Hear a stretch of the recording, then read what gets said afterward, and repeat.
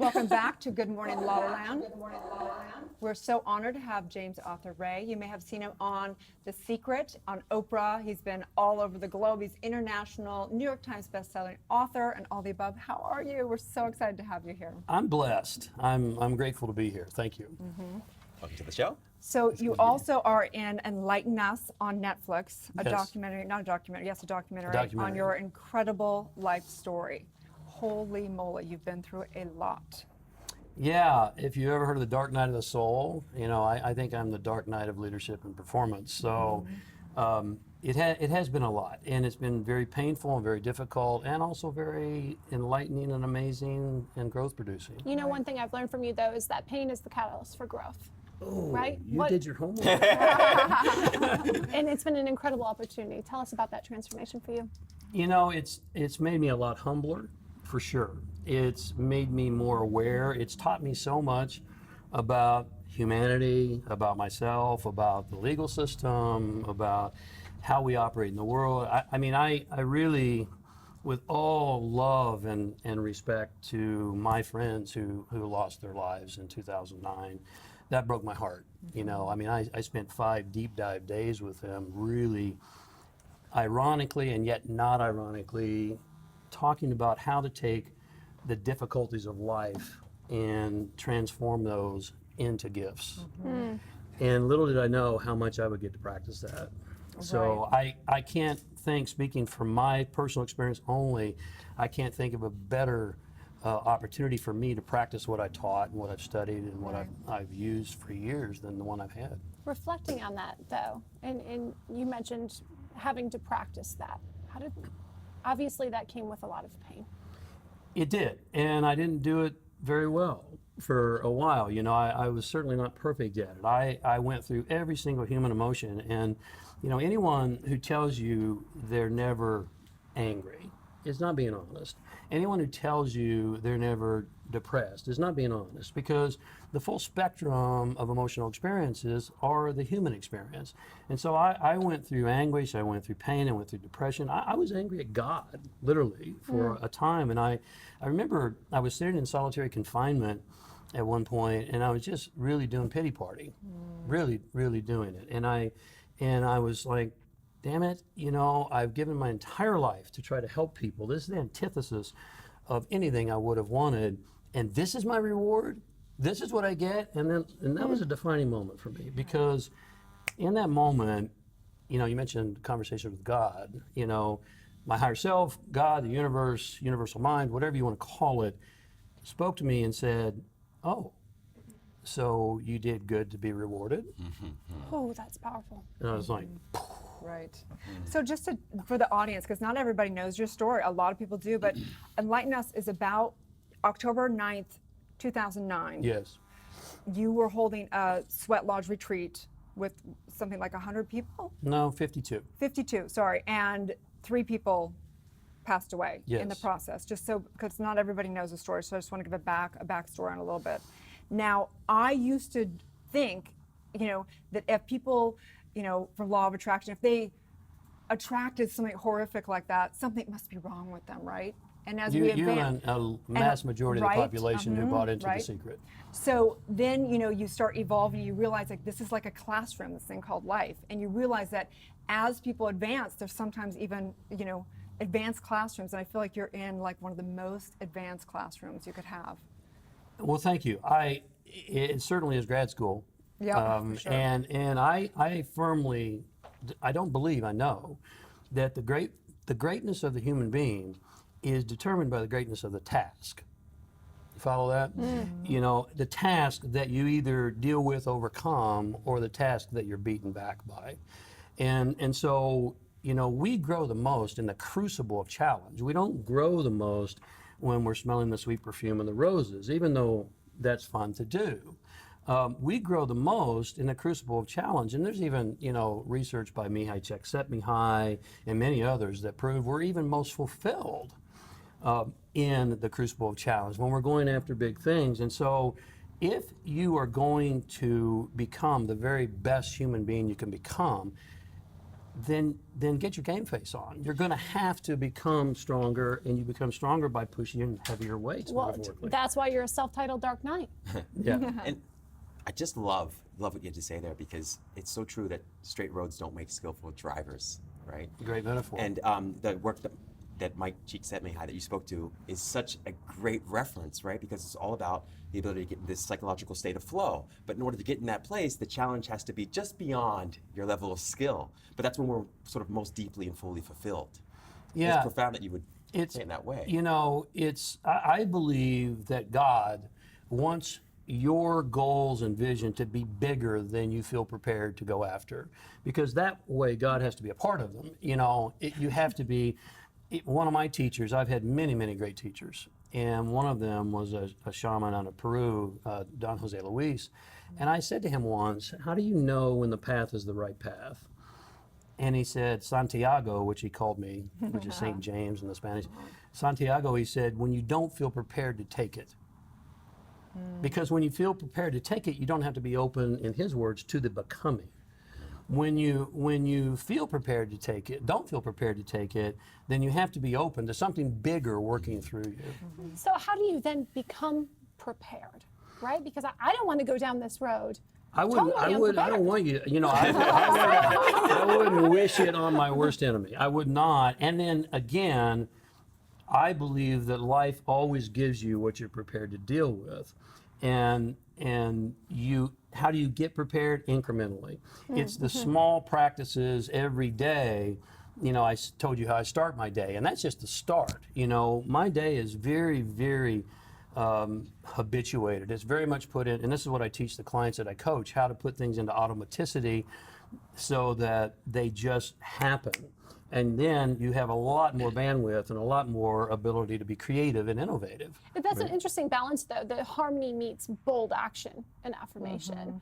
How do you balance that dichotomy? Well, thank you for choosing harmony. You know, my last book was harmony. And I tried to debunk the whole idea of balance. And I said, let's have harmony. Harmony is dynamic. And balance is this. This isn't life. Static. You know, this is life. And so when you can have harmony in the midst of the storm, then that's what, you know, I recently started taking Tai Chi again, and my teacher says, that's Kung Fu. That's Kung Fu. You know, Kung Fu is not the movements, it's this, you know, and he's right. When you can be there, easier said than done, and I totally screw it up. You know, most of the time, but I'm working at it, right? and I'm getting better. Right? Welcome to life, right? So question right? now, after, I mean, you've gone through an incredible journey of that dance of where is it that you can be a full leader but not have that God factor or Messiah factor, like that God complex? How has that changed now since all this went down? It's a daily, sometimes hourly remembering and practice, because let's face it, there's a tremendous amount of hubris that comes from, and I've been really blessed. You know, you mentioned some of the shows I've been on, and I've had offers and all these kinds of things, and I've worked with over 1 million people from 145 different countries, and when you have that many people coming to you to say, hey, how do I have a better life? It's really easy to start thinking you're kind of the bomb, right? And the moment you think you're the bomb, then you're no longer in Kung Fu, right? And universe tends to bomb you and say, all right, you're the bomb, you know, deal with this. And so in retrospect, I see my intention in my heart was always good, always. And yet I see my delivery and my practice sometimes was a bit full of myself. And I really got to a point after wrestling for 20 years, you know, it took me 20 years to become an overnight success. You know, I love everyone that, said, right? oh, That's a these great one, people, this guy, James Arthur Ray in The Secret, he just came out of nowhere. Okay, you know, you haven't seen me playing credit card shuffle and all these things for almost 2 decades. And so I at some level thought, okay, I've done all this work and I've gone through all this struggle and all this difficulty, and I've kind of gotten here. So I'm here now, you know. Well, you never get here. You know, Here it's just the next place for the chapter to begin, right? It's yeah, just you the reach beginning. one peak and you see the higher peak So that you I have a couldn't see. coaching question for myself I want to ask you. So one thing that I look at with you and I go, holy cow, how can he be so driven? I mean, you're so driven to because I mean, it took a lot to do some of the seminars and conferences, and this is no small feat, regardless of the secret or anything. To do that amount of business, you have to have some serious drive and desire. And I feel like I mean, relative speaking, someone may look at me and go, oh, you have some drive and desire, but I think not even like this much as you. Can you teach that to somebody? Can you teach desire and drive? Well, desire from the Latin means from the higher self, which is really cool, or from the heavens. So beautiful. That's how it's translated. And so, can you teach desire and drive? Yes and no. And let me just say, all my former colleagues in The Secret and elsewhere used to constantly tell me, you work too hard. And I was like a man on a mission. And that's a key word. I would say, no, I don't. Because, and then before I say that, let me fast forward and say, when I came out of prison in 2013, I was homeless. I was 55 and I was $20 million in debt. Wow. Now, a reporter said to me, why did you come back and start doing the same thing? And I said, really, really easy answer. Clarity of purpose. And that, I think, is so missing in today's world. That's why 800,000 people, according to the World Health Organization, are committing suicide every year. Every 16 minutes in this country, someone commits suicide, and for everyone who's successful, 20 attempt and are not successful. I think we have a crisis of meaning. Not so much a crisis of economy, a crisis of environment, a crisis of terror. All those things exist, and they're important.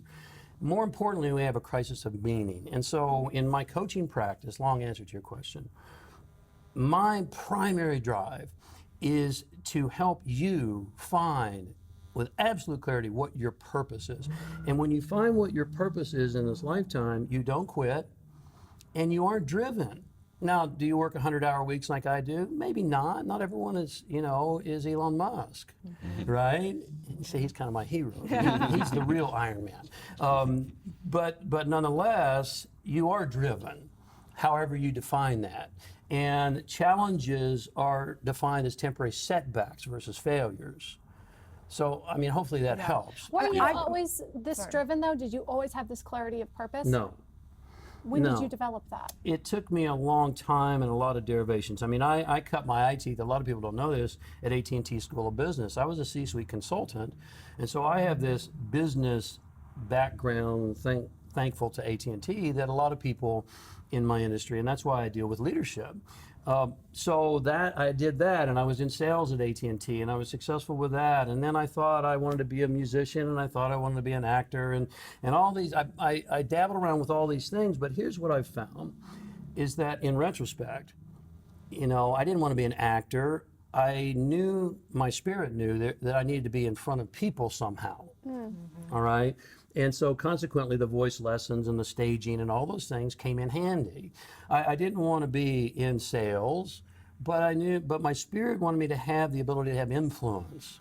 And so in retrospect, all these things fit together, and then it doesn't come in a blinding flash of light. I'm sorry. I wish it did. I wouldn't thought it be maybe you'd tell me the secret Yeah, I'm of going to that. go, purpose, right? Amazing. So let's talk about manifesting. Let's talk about the law of attraction, because obviously all the experts now look at the law of attraction and go, oh yeah, it didn't really teach truth. I mean, there was like glimpses of some truth in there, and there was a lot of misrepresentation of what truth is. Tell us about how you view, how you manifest, how you overcome your subconscious. What's your viewpoint on all that? How much time we got? All the time in the world. Yeah. Time has us. We don't have time. But nonetheless, the law of attraction is real, and it's scientific, because if you go down to the subatomic level, the positron, which has a positive charge, is always attracted to the electron. And they always show up equally. And I could talk about that for days. That's called the law of polarity. You're never going to find a positive without a negative, or a negative without a positive. But nonetheless, they're attracted. Always, always, always. And so the law of attraction is real. Now, I'm very grateful for The Secret, because after 2 decades, it catapulted me into Oprah and a much larger arena where I could potentially start to educate at a deeper, broader understanding.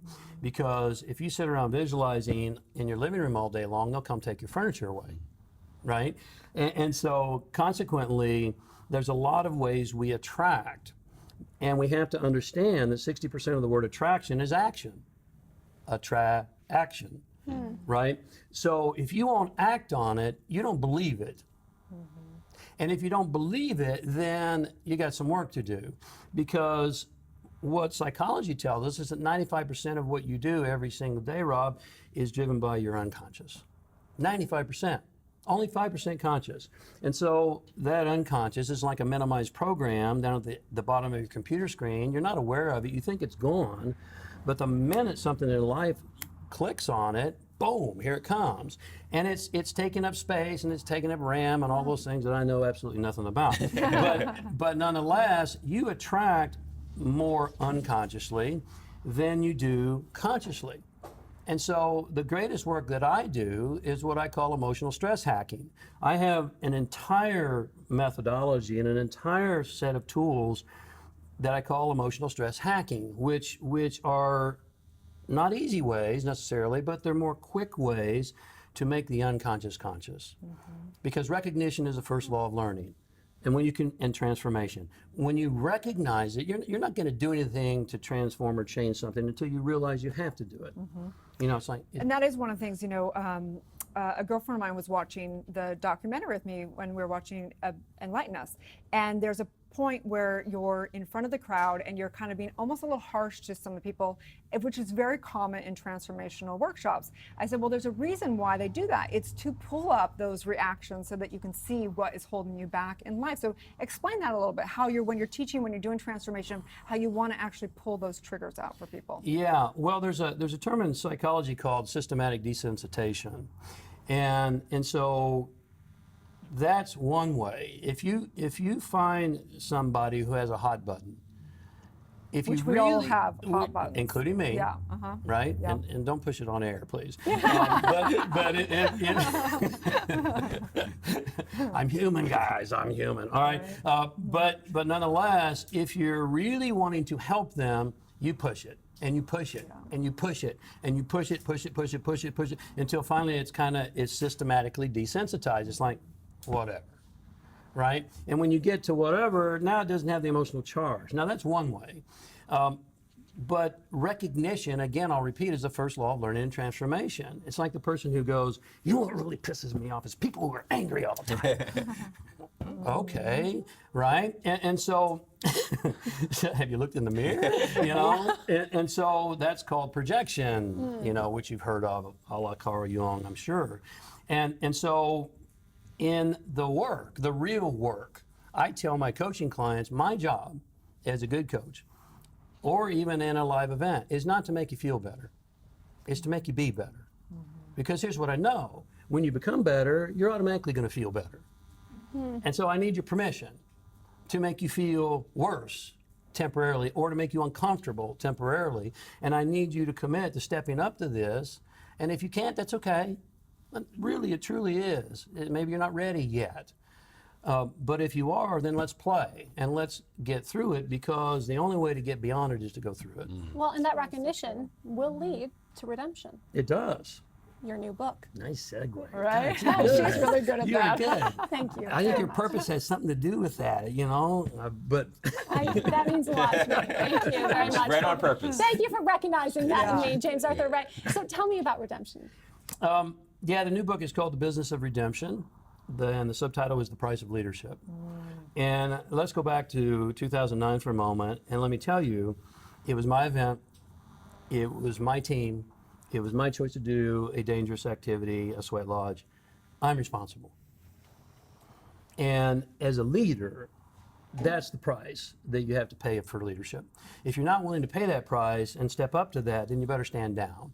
Because when something goes wrong, everybody wants to be an entrepreneur. In this age of an entrepreneur, oh, it's so romantic. Well, maybe, Elon Musk said it's like chewing on broken glass and staring into the abyss of death. Joe. Pretty good, right? But nonetheless, it is beautiful. It's tough and it's beautiful. And there's a tremendous amount of responsibility, because when something goes sideways, there's only one one person in the crosshairs, and that's the founder, the CEO, period. And you got to step up to that. And so I stepped up to that. You don't throw your team under the bus. You don't place blame. You take it on, as difficult as it might be. And then redemption is defined as, the true definition is defined as to gain or regain by paying the price. And so there's always a price for the prize. I believe our country is in need of redemption. Right. Let's make Amen. America great again, okay? And with all due respect, I love America and I love the world. Why, how about we make the world great? And by the way, who's going to pay the price? Because, I can't look to tax cuts. I can't look to increase in minimum wage. I can't look to give me a job. I can't look to government or any outside source. I have to look to me. And I have to ask myself, what's the price I'm willing to pay for the prize that I'm going after? That's redemption. And at some point in life, we all need redemption because we sell out for money. We sell out for a paycheck. We sell out our dreams. We sell out on ourselves. And so this book is all about, it's in the business, it's going to be in the business category because it's about leadership. But leadership, as I define it, which is truly needed, is leadership of life first and then business second. Because the two, there's not just life and business, they're all intertwined. So how do we redeem ourselves? By paying the price, by really defining, first and foremost, what purpose is, why that's important to me. And by the way, purpose is always about contribution. It's not about getting, it's about giving. Amen. It always is about what am I going to do that will contribute to the benefit of mankind, and maybe leave a legacy if I'm really, really masterful at it. Maybe leave a legacy after I'm gone. So find that purpose, and then understand that, and here's another one. Everyone, I shouldn't say everyone, a lot of people in business and in spirituality and in personal performance say, find your passion, follow your passion, find your passion. What we forget to remember is that passion is a Latin word meaning suffering. Yeah. So what everyone's telling you is find your suffering, find your suffering, find your suffering, follow Chew your that suffering. glass. Yeah, chew that glass. Good callback. So you will suffer for your mastery. Now you don't have to suffer, but you will. Pain is not a signal to suffer, pain is a signal to grow. Suffering comes from resisting the pain, trying to escape the pain, trying to deny the pain. And so, suffering has a certain salvation in it because it peels away the layers of BS and gets you to the core of what's really important to you. And so that's, in the simplest terms, which I tend to not do. That's the shortest answer, purpose, and then define the price, the reason and the why, and define the price that I'm James, willing to pay. you mentioned earlier creating your legacy. What do you want your legacy to be? I would like to believe and have people remember that I impacted, influenced, guided, and directed the infinite potential and the destiny of the entire human race. That's big. I believe that is your truth. Thank you. That's big, I know. Yeah. But if you're going to go Yeah. big. But it is such an honor to witness your journey, and especially in the events of 2009. I think it is even more inspiring, quite frankly. And I know that there's only eternal life, and I honor the three that passed away. And I also believe that all of our birthright is redemption, and everything forward is all possible. And so I do invite the entire world to open up that space for all of us to know that we can redeem ourselves as a country, as individuals, and heal all together. So thank you so much for everything that you do. Thank you for having me. I Your really heart, honestly, has been pure gold. And there's never been a moment when it hasn't been pure gold. Thank you. And I felt that so deeply. Yeah. So deeply. So thank you so Well, you much. guys are doing great work, and Okay. it's much needed. Thank you. So we want to give a Thank little you. shout out for your mental mastery, the psychology and strategy of superhuman performance. You don't want to miss this one. October 27th and 28th in Las Vegas. Tell them just a little bit about that. What we're going to learn, Max Planck, who's the father of modern quantum physics, says mind is the matrix of all matter. Yep. Now, matter has turned into mystery. because matter is no longer this solid stuff that we think it is. According to science, not spiritual gurus or personal development gurus, Max Planck says mind is the matrix of all matter. So in Mental Mastery and Power, what we're going to dive deeply into is the dimensions, the 5 dimensions of your mind, which includes the higher self, the conscious mind, the unconscious mind, even the body. They all work in tandem, and how to use those most powerfully to create what you desire and deserve. Because most people, I don't care how successful you are today, you're barely scratching the surface of what your capabilities are. For sure. Love that. Absolutely. Well, so excited. And we're going to bring you back at the very end. So stay tuned, you guys. We'll be right back.